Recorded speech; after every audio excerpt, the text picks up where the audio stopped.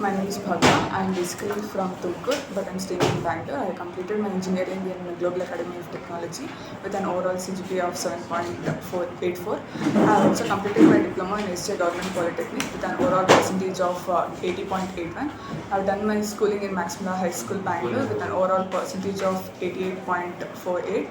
I have joined the Jspider in the month of August. I have completed I got placed in Hitachi with an CTC of 5 LPA. Uh, Basically, I am from non-IT stream. I got an opportunity to learn more techniques about Java, SQL, and all. They trained me very well, and I utilized that opportunity and got some knowledge about Java and SQL. First and foremost thing, before joining Jspiders, I have no idea about Java and all.